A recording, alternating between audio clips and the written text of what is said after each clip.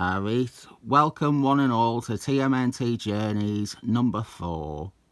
Released by IDW, this is a reprinting of Teenage Mutant Ninja Turtles 4 from 2002. We have a Jim Lawson, Michael Dooney cover featuring what I thought was the Fugitoid, but it's not. I don't know why I got it into my head that this was the Fugitoid.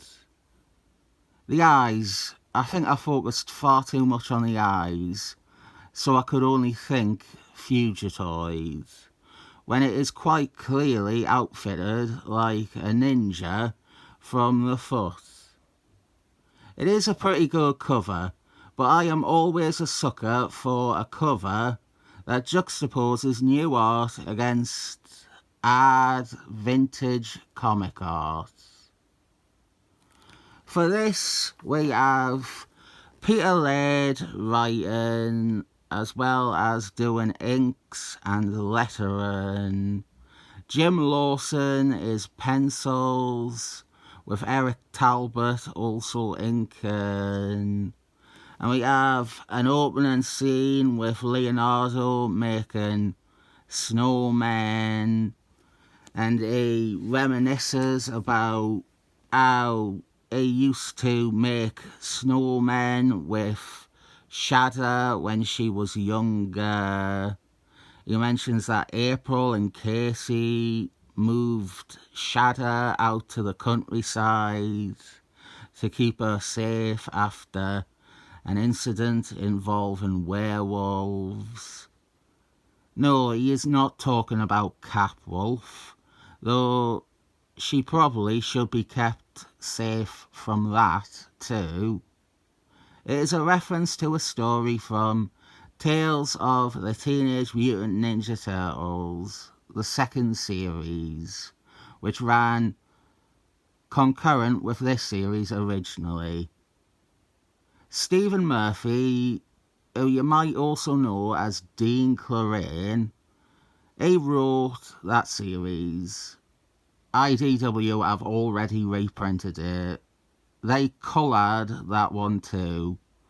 But I don't mind that colour job. It is a different palette to the one they have used for everything else. It's a bit more colourful than how they coloured the original Mirage stuff, or the iMage series. I don't like those recolours. Leo is introduced to us in this issue with a workout. He is practicing with his swords on a rooftop. And one of the snowman targets that he has made as Shredder's head. Nice detail that's only in the final panel. Easy to miss if you're one of those quickly get through things readers. We are continuing the saga of the armoured truck that Donatello found, and he, Raphael, and Casey Jones have restored. On reflection, it's kind of funny that 4 issues of a series starring a quartet described as ninjas have been spent fixing up an odd van. Also, there is an alien invasion going on.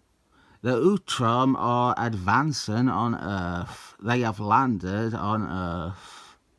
We have Splinter and Shadow Jones watching it on the news, as are a group of superheroes from odd TMNT stories. We saw one of them in issue 2, the odd man at the hospital, the one Michelangelo met. He was a member of this superhero team from the original Mirage series, Justice Force, I think they're called.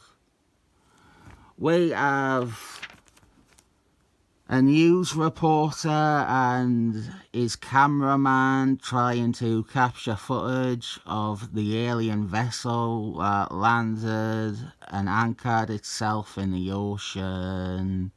Now, it's kind of like an island. And so, we are back with the turtles. They are watching TV with April and Casey. And I realised this is the first time we have had all 4 turtles together since the first issue of the series. I said last issue that this series is very slow. The pacing is very slow.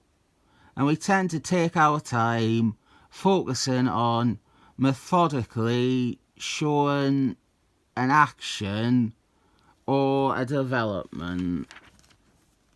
It's not completely meant as a criticism. There is nothing wrong with being slow-paced. It can be slow-paced on purpose. But I think where this is going a bit wrong is that it kind of feels like the pace doesn't naturally go with the story being told.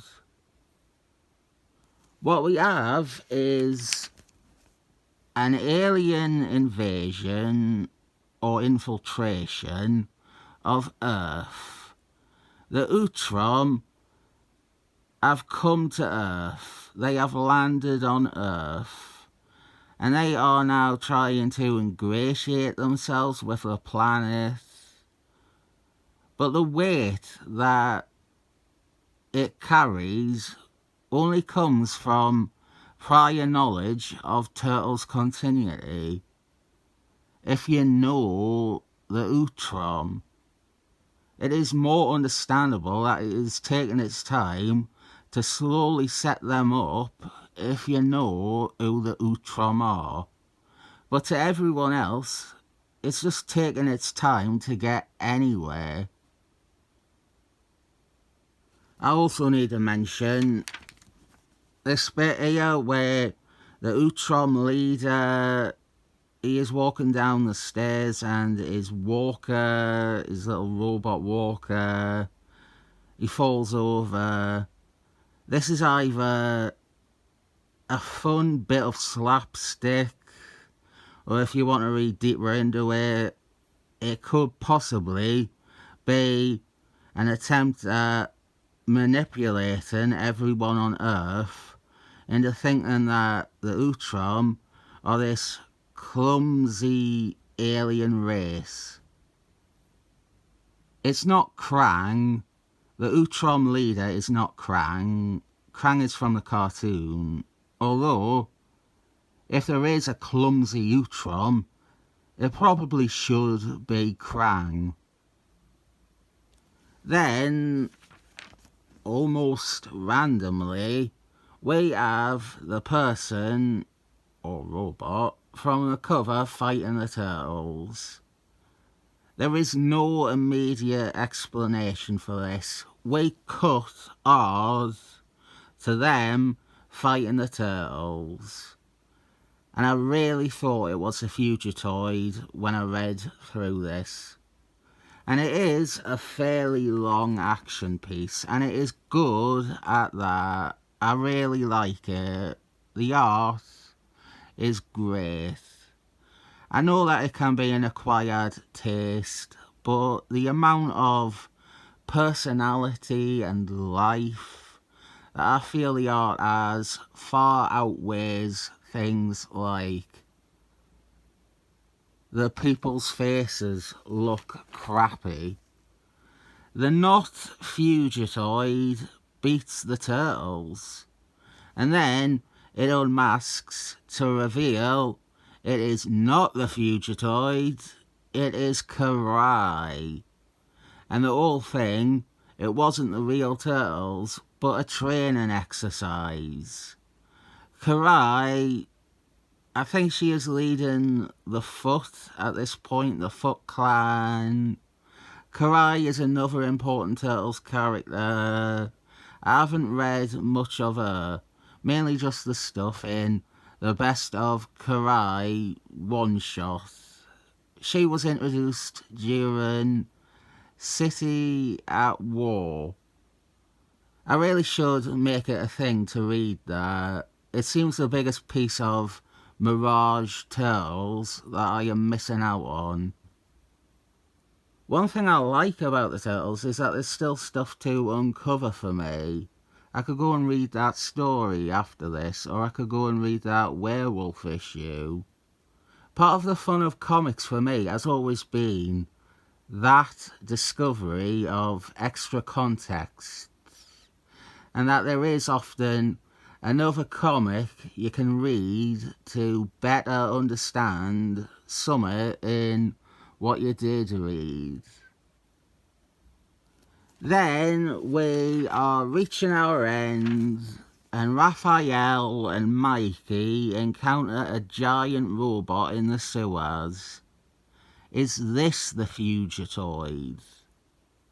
I don't know why I am convinced every robot or robot-looking thing in this series has to be the Fugitoid. Next issue will continue this with the two fighting this possible Fugitoid. And we have our covers gallery featuring two covers that have things that are not the Fugitoids. We've already seen the main cover, obviously, by Jim Lawson and Michael Dooney. And the variant is by Dan Berger. He is best known for Adventures, Teenage Mutant Ninja Turtles Adventures, the Archie series. And he did a lot of art for that second TMNT Tales series. He was a late comer to the Mirage crew, I think early 1990. That is a wrap for the fourth issue, which did not fulfill my Fugitoid expectations. And maybe that is not a bad thing. I thought they were doing like a revamp of the Fugitoid as a badass ninja robot based on this cover. That robot at the end was, I'm pretty sure, the one from the very start of the series that I again thought was the Fugitoid. I'll give this 7 thumbs up, even though the Fugitoid isn't here.